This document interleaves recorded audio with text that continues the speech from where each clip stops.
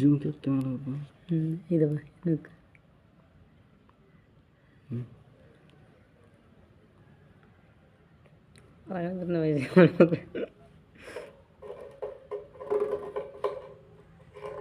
బాబాయ్ నా కాలు దగ్గర వచ్చేసినట్టున్నాయి, నా కాలు దగ్గర ఉన్నట్టున్నాయి నా సిద్ధులు దిగినాయి.